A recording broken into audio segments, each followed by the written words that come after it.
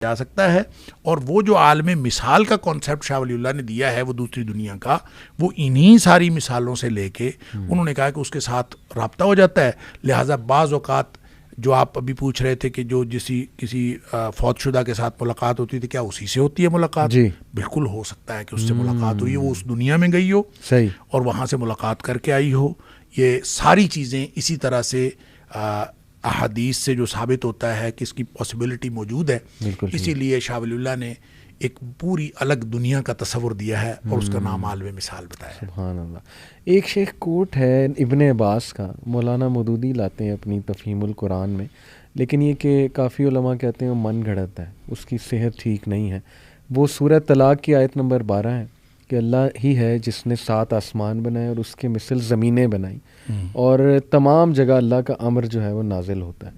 تو اس پہ ایک وہ کوٹ لاتے ہیں ابن عباس جو ہے رضی اللہ تعالیٰ عنہ کا، کہ انہوں نے کہا کہ تمہارے علاوہ اور دنیایں بھی ہیں، وہاں تمہاری طرح ایک آدم بھی ہیں، نوح بھی ہیں، موسیٰ بھی ہیں، محمد صلی اللہ علیہ وسلم بھی ہیں. تو وہ یہ کہتے ہیں کہ یہ میرے نزدیک تو کوٹ ٹھیک ہے، لیکن بہت سے علماء اس کو من گھڑت بھی کہتے ہیں. تو آپ نے کبھی، آپ کا کیا ویو ہے اس کوٹ؟ دیکھیں، جب قرآن نے کہہ دیا 7 آسمان اور 7 زمینیں، تو ہم کون ہوتے ہیں ہم یہ کہیں کہ نہیں ہیں تو صحیح جی، لیکن وہ کیسے ہیں؟ کیا اسی کی ڈیٹو کاپی ہیں صحیح، یا ایک نئی دنیا ہے؟ بالکل ٹھیک. اس دنیا کے علاوہ 6 دنیا اور ہو سکتی ہیں، اس زمین کے علاوہ 6 اور جگہوں پہ آبادی ہو سکتی ہے. لیکن یہ کہنا کہ اسی طرح کی ایک کاپی کسی اور جگہ، تو یہ تو ایک بالکل باطل سی بات لگتی ہے کہ اس کا کوئی معنویت کوئی نہیں، کوئی مقصدیت نہیں. اور قرآن کہتا ہے کہ ہم نے یہ کائنات باطل پیدا نہیں کی. تو اس کا مطلب یہ ہے کہ اسی طرح کی ایک دنیا اور ہو، اسی طرح کا ایک محمد علی اور حماد جیسے یہاں پوڈ کاسٹ کر رہے ہیں تو وہ وہاں پہ کر رہے ہوں، تو یہ بالکل فضول سی بات ہے. اس طرح کی فضول بات اس کائنات میں اللہ کی کریشن میں پاسبل نہیں ہے. لیکن 7 زمینوں کا تصور ہے، تو اس کا مطلب ہے 7 زمینیں اگر ہیں، یقیناً ہیں. اس کی انٹرپریٹیشن کیا ہے یہ اللہ کو معلوم ہے. نبی کریم صلی اللہ علیہ وسلم نے ہمیں کوئی اس کے بارے میں تفصیل نہیں بتائی. جیسے لوگ کہتے ہیں مریخ کے اوپر آبادی ہو سکتی ہے، اسی طرح کوئی اور سیارہ، کوئی اور ایسی جگہ ہو سکتی ہے کہ جو زمین کے علاوہ اور کسی گلیکسی کے اوپر بھی زندگی ہو جو ابھی ایکسپلور نہیں ہوئی اور کل کلاں ایکسپلور ہو جائے اور وہاں پتہ چلے کہ اس کے علاوہ 6 اور جگہ پہ بھی ہے. لیکن ایک بات جو قرآن سے اور نبی پاک صلی اللہ علیہ وسلم کے فرامین سے جو بات سمجھ آتی ہے وہ یہ کہ وہ جو دنیایں اگر ہیں، اگر زمینوں سے مراد 6 اور دنیا ہیں، تو بھی وہاں بھی جو رسالت ہے وہ نبی کریم صلی اللہ علیہ وسلم کی. سبحان اللہ. یہ ثابت ہوتا ہے. اس کی وجہ یہ ہے کہ وَمَا أَرْسَلْنَاكَ إِلَّا كَافَّةً لِلنَّاسِ قرآن کہتا ہے. پھر تبارک الذی نزل الفرقان علی عبدہ لیکون للعالمین نذیرا، تمام جہانوں کے لیے آپ. تو اسی طرح پھر اگر خود نبی پاک صلی اللہ علیہ وسلم نے جب اس سب چیزوں کا خلاصہ بتایا مسلم شریف کے حدیث سے، آپ نے فرمایا ارسلت الی الخلق کافہ، آپ نے فرمایا مجھے ساری مخلوق کا نبی بنا کے بھیجا گیا. تو اگر وہ 7 دنیایں ہیں اس زمین کے علاوہ 6 اور ہیں، تو وہاں بھی رسالت نبی پاک صلی اللہ علیہ وسلم. اللہ اکبر، سبحان اللہ، سبحان اللہ. ایک سوال اور شیخ اس پہ رہنمائی فرما دیں کہ کیا اللہ کو خواب میں دیکھا جا سکتا ہے؟ نبی صلی اللہ علیہ وسلم کا تو آتا ہے ظاہر ہے، لیکن وہ بھی میں نے سنا ہے کہ وہ صحابہ کے لیے تو بہت کلیئر کٹ تھا کہ نبی صلی اللہ علیہ وسلم کو ہی دیکھا ہے. لیکن چونکہ ہم نے تو نہیں دیکھا نبی صلی اللہ علیہ وسلم کو ریئل میں، ہم تو صرف میچ کر سکتے ہیں ان کی ڈسکرپشن. شمائل آئے ہوئے ہیں. جی ایگزیکٹلی. تو اللہ کو کچھ لوگ کلیم کرتے ہیں جی کہ اللہ کو بھی میں نے خواب میں جو ہے وہ دیکھا ہے، میری ملاقات ہوئی، یا اللہ نے مجھے کچھ حکم دیا ہے جو پھر آگے لوگوں کو کہتے ہیں. اس میں کتنی حقیقت؟ دیکھیں بالکل ہو سکتا ہے، لیکن اللہ تعالیٰ نظر آنا یہ کوئی ضروری نہیں ہے، ایک بات. اور دوسری بات، جو کچھ خواب میں نظر آئے وہ اللہ تعالیٰ ہے یہ بھی نہیں ہو سکتا. اس کی وجہ یہ ہے کہ قرآن نے کلیئر کٹ حکم دے دیا لا تدرکہ الابصار وہو یدرک الابصار. بالکل ٹھیک. اس کو آنکھیں پا نہیں سکتی. ہماری دنیا میں ہماری آنکھوں کے اندر وہ صلاحیت ہی نہیں رکھی گئی کہ ہم اللہ تعالیٰ کو دیکھ سکیں. صحیح.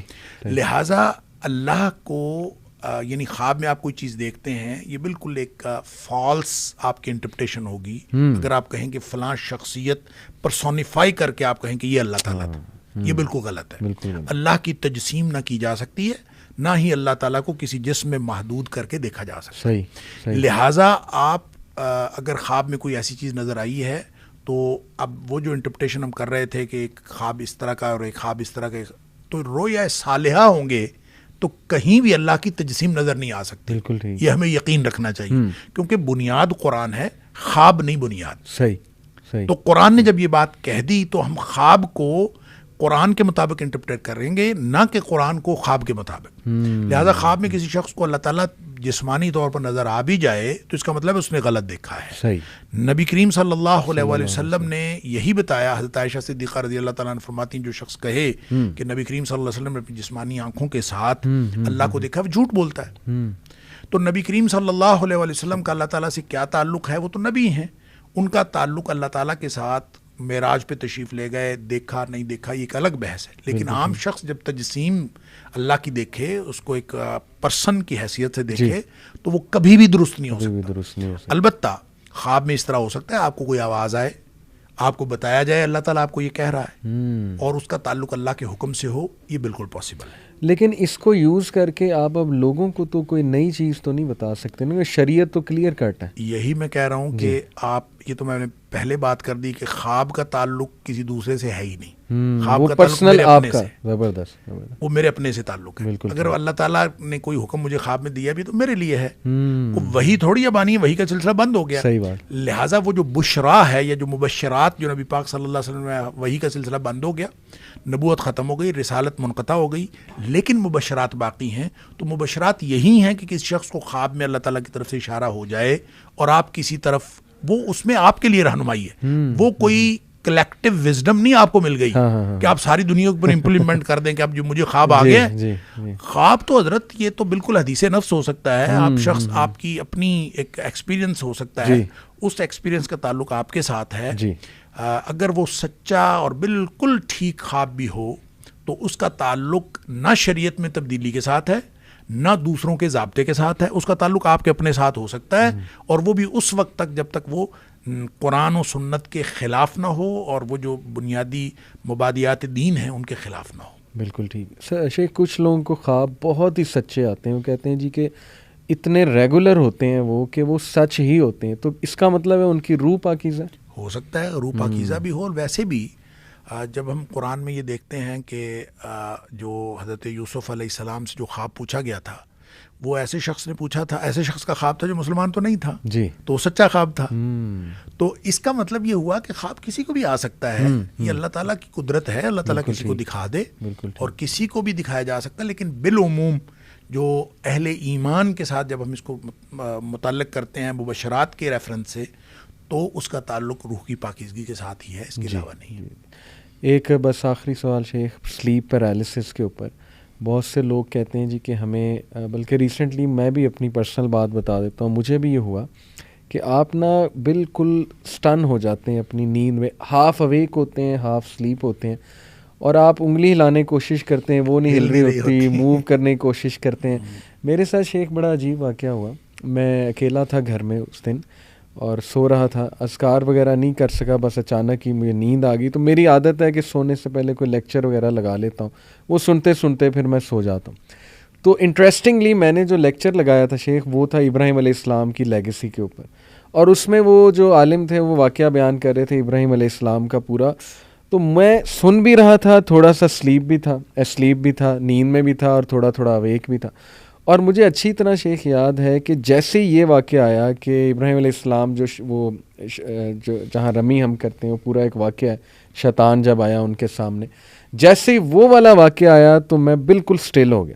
میرا منہ اس طرف تھا, مجھے ایسے لگا پیچھے سے نا کسی نے بس مجھے اس طرح سے وہاں پہ بت بنا دیا.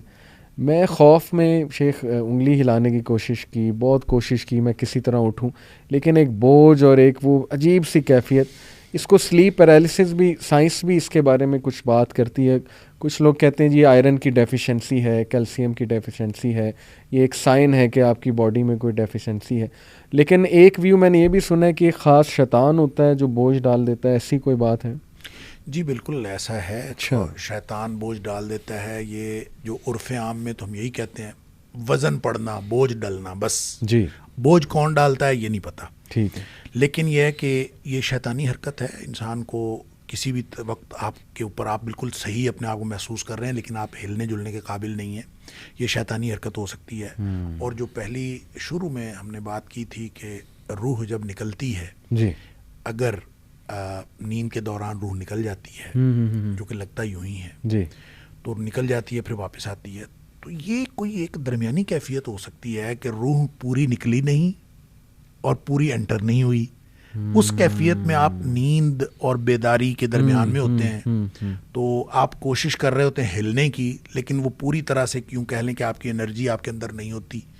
یعنی آپ اس کی یہ انٹرپریٹیشن بھی کر سکتے ہیں. لہٰذا اس کی سائنٹیفک انٹرپریٹیشن اور میڈیکل انٹرپریٹیشن اور روحانی انٹرپریٹیشن یہ بیک وقت صحیح ہو سکتی ہیں. یہ تینوں صحیح ہو سکتی ہیں کہ یہ بالکل یہ ساری باتیں بیک وقت بھی ٹھیک ہو سکتی ہیں. اس کی وجہ یہ کہ روحانی طور پر اگر آپ کوئی چیز محسوس کر رہے ہیں تو وہ جسمانی اور مادی طور پر بھی ایگزسٹ کر رہی ہو. یہ دونوں ایک دوسرے کے خلاف نہیں ہیں. بالکل ٹھیک. اسی طرح اگر کوئی شیطانی حرکت ہو اور شیطان آپ کو کوئی ڈیمیج کر دے یا کوئی ایسی کیفیت میں مبتلا کر دے اور وہ جسمانی بھی ہو وہ میڈیکل سے بھی تعلق رکھتی ہو تو یہ بالکل پاسبل ہے. مثلا جن یہاں پہ آیا اور یہاں ٹانگ مار کے چلا جائے, یہ اگر ٹوٹ گیا ہے ٹیبل ٹوٹ جائے تو ٹیبل ٹوٹی ہے یہ ایک فزیکل مسئلہ بھی تو ہے جی جی لیکن یہ روحانی طور پر اس کو جن نے کیا ہے کس نے کیا ہے یہ ایک اور بات.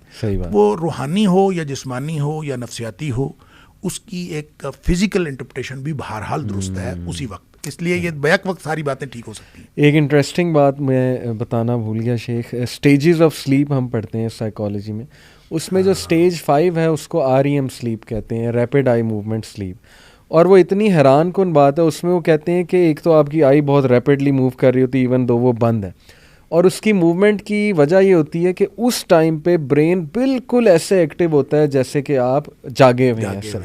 تو یہ وہی جو آپ نے بات بتائی کہ کنیکشن ایک اور دنیا کے ساتھ, وہ تو اس بات سے بھی دیکھیے جو ہے وہ ظاہر ہو رہا ہے. جسٹ لاسٹ کچھ باتیں شیخ کہ پروٹیکشن کے حوالے سے آپ نے کہا نا کہ ویسے بھی ہمیں پروٹیکشن کرنی چاہیے. تو خوابوں کی دنیا الٹیمیٹلی ہے تو خوابوں کی ہی دنیا, اور مجھے آپ کی باتوں سے یہی محسوس ہوا ہے کہ پرسنلی آپ کو تو کچھ سائن مل سکتا ہے, اور یہ کہ بہت دیکھ کے آپ اس کو شیئر کریں کسی کے ساتھ, ورنہ یہ کہ اللہ سبحانہ و تعالیٰ کی مدد طلب کریں, پروٹیکشن کریں اپنی. اور خواب الٹیمیٹلی خواب ہیں, حقیقت کی دنیا میں آئیں, ایکشن لیں, ایکشن لینے والے بنیں. تو پروٹیکشن کے حوالے سے شیخ چند ایک باتیں جو ہے لاسٹلی آپ کر دیجئے کہ کیا کیا جائے. دیکھیں, ایک تو جب کوئی شخص نماز پڑھتا ہے 5 وقت کی نماز, یہ ایک بڑا ایک پیوریفیکیشن کا نظام ہے. صحیح, یہ ہے ہی پیوریفیکیشن کے لیے. بالکل ٹھیک. اور اس کو 5 مختلف اوقات میں رکھا گیا ہے. اسی لیے ہے کہ آدمی کا ایک وقت میں جو حالات ہو رہے ہوتے ہیں وہ دوسرے وقت میں, اور اس کی بڑی کلیئر کٹ انٹرپریٹیشن حدیث میں آتی ہے کہ نبی کریم صلی اللہ علیہ وسلم نے فرمایا تحترقون تحترقون, کہ تم جل رہے ہوتے ہو جل رہے ہوتے ہو. یعنی کس میں جل رہے ہوتے ہیں؟ ہم گناہوں کی بھٹی میں جل رہے ہوتے ہیں, آلودگیوں میں جل رہے ہوتے ہیں مختلف. حتی اذا صلیتم الفجر, تم نماز فجر پڑھتے ہو, غسلتھا, وہ اس کو دھو ڈالتی ہے. سبحان اللہ. ثم تحترقون تحترقون, پھر تم وہی کام کرتے ہو, پھر جل رہے ہوتے ہو. حتی اذا صلیتم الظہر, ظہر کی نماز پڑھتے ہو, غسلتھا اس کو کر دیتی ہے, ٹھیک کر دیتی ہے. تو یہ گویا ایک پیوریفیکیشن. اسی طرح آپ نے 5 نمازوں کا ذکر کیا. زبردست. نبی پاک صلی اللہ علیہ وسلم جن کو جوامع الکلم عطا فرمایا گیا تھا, آپ مختصر الفاظ میں بہت بڑی بات فرما دیتے تھے, تو اس میں 10 دفعہ تحترقون تحترقون کا لفظ آیا, اور یعنی اس سے آپ اس کی اہمیت کا اندازہ کریں. جی. پھر آپ نے جب عشاء کی بات فرمائی کہ حتی اذا صلیتم العشاء غسلتھا, اس کو دھو ڈالتی, تو اس کے بعد آپ نے یہ نہیں کہا کہ ثم تحترقون تحترقون, آپ نے فرمایا ثم تنامون, پھر تم سو جاتے ہو. صحیح. تو اس کا مطلب یہ ہے کہ آپ پیوریفائی ہو کے سوئیں. زبردست. ٹھیک ہے, اور اپنے آپ کو پاک صاف کر کے سوئیں. ثم تنامون, اور پھر ساتھ فرمایا کہ فلا تکتب لکم, پھر کوئی چیز نہیں لکھی جاتی, کوئی چیز نہیں لکھی جاتی حتی تستيقظون, جب تک کہ تم جاگ نہ جاؤ. بیداری تک پھر کچھ نہیں لکھا جاتا. صحیح صحیح. اس کا مطلب یہ ہے کہ اگر ہم عشاء پڑھ کے سوئے نہیں تو پھر ہم کیا کر رہے ہیں؟ تحترقون تحترقون کر رہے ہیں. بالکل ٹھیک. پھر ہم اسی طرح اپنی زبان سے, اپنے ہاتھوں سے اپنے آپ کو گناہوں میں آلودہ کر رہے ہیں. جی. آلودگی میں سوئیں گے تو برے خواب آئیں گے. سبحان اللہ. پیوریفائی ہو کے سوئیں گے تو یہ پروٹیکشن میں سب سے بڑی پروٹیکشن تو یہ ہے کہ آپ 5 وقت نماز پڑھیں. اسی لیے یہ جو نماز ہے وطر کی, جی, یہ عشاء کی نماز نہیں ہے. یہ وطر کی نماز عشاء کی نماز کا حصہ نہیں ہے. صحیح. یہ رات کی آخری نماز ہے. بالکل ٹھیک. اور اگر آپ نے فجر کے وقت اٹھنا ہے اور عشاء کے فوراً بعد سونا ہے، فجر کے وقت اٹھنا ہے، فجر سے پہلے اٹھنا ہے، تو آپ اس وقت پڑھیں. اور اگر آپ نے نہیں اٹھنا تو پھر آپ وطر پڑھ سکتے ہیں ساتھ، اگر آپ نے فوری بعد سونا ہے. صحیح. اگر نہیں سونا تو اس کو عشاء کے ساتھ نہ پڑھیں، اس کو سونے سے پہلے پڑھیں. صحیح. بلکہ اگر آپ 7 بجے آج کل ہو جاتی ہے نماز، تو آپ نے اگر 12 بجے سونا ہے، 11 بجے سونا ہے، تو وطر آپ عشاء کے ساتھ نہ پڑھیں. صحیح. نبی کریم صلی اللہ علیہ وسلم نے حضرت ابو ہریرہ رضی اللہ عنہ کو فرمایا تھا کہ سونے سے پہلے وطر پڑھنا نہ بھولنا. تو اس کا مطلب یہ ہے کہ اگر آپ نے فجر کے وقت اٹھ کے فجر سے پہلے تہجد وغیرہ نہیں پڑھنی تو سوتے وقت کم از کم وطر پڑھ لیں، پیوریفائی ہو کے سوئیں. زبردست. تو یہ سب سے بڑی پروٹیکشن تو یہ ہے. پھر اس کے علاوہ جو دعائیں ہیں، سونے جاگنے کی دعائیں، موقع بموقع دعائیں، صبح و شام کے اذکار، یہ پروٹیکشن ہے. پھر یہ کہ جو قرآن کے مختلف حصے ہیں ان کی اپنی ایک تاثیر ہے. تو ایک دم جو میں یہ سمجھتا ہوں حدیث کی روشنی میں ہر شخص کو کرتے رہنا چاہیے، وہ میں بتایا کرتا ہوں. وہ 6 چیزیں ہیں: سورہ فاتحہ، جی، آیت الکرسی اور 4 کل. صحیح.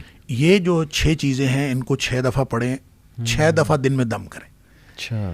5 نمازوں کے ساتھ اور 6ٹی دفعہ سوتے وقت. سبحان اللہ. اور ان میں سے جو 3 اوقات ہیں اس میں 3 دفعہ پڑھیں. فجر، مغرب اور سوتے وقت. صحیح. یہ 3 دفعہ پڑھیں. بالکل. اور اپنے آپ کو اس کے بعد دعا کی طرح ہاتھ بنائیں، اپنے پورے جسم پہ پھیر لیں، آپ اللہ کی حفاظت میں آ گئے. زبردست. باقی نمازوں کے ساتھ 1 دفعہ پڑھیں. ٹھیک. اور یوں پھونک ماریں اپنے اوپر، سارے جسم پہ پھیر لیں آپ اللہ کی، اور طے کر لیں، آپ سمجھ لیں کہ آپ اللہ کی حفاظت میں آ گئے.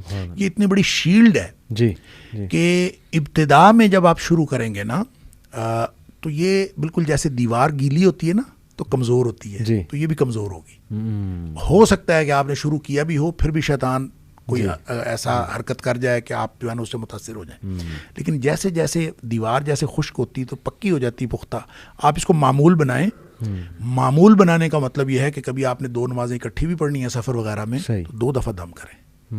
اگر آپ اس طرح سے معمول بنائیں گے، گیپ نہ دیں، تو پھر 2-3 ہفتے بعد آپ دیکھیں گے کہ اللہ تعالیٰ ایسی مضبوط شیلڈ آپ کے ارد گرد قائم کر دے گا کہ کوئی بھی چیز آئے گی ٹکرا کے پیچھے چلی جائے گی. آپ کو محسوس ہوگا کہ آپ اللہ کے ہاتھوں میں محفوظ ہو گئے ہیں، اللہ تعالیٰ نے آپ کو محفوظ کر لیا ہے اور آپ کے ارد گرد ایک شیلڈ، ایک پروٹیکشن بن گئی.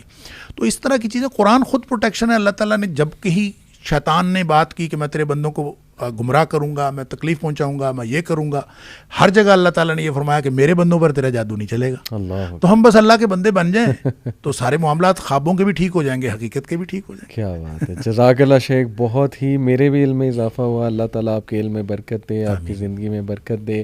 آپ آتے رہیں، ہمیں محبت ہے اللہ کے لیے آپ سے، اور آپ ماشاءاللہ بہت ہمیں ٹائم دیتے ہیں. مجھے امید ہے بہت فائدہ ہوگا لوگوں کو اس سے. انشاءاللہ آپ کو بلاتے رہیں گے شیخ. جزاک اللہ خیر. والسلام علیکم وعلیکم السلام ورحمۃ اللہ وبرکاتہ.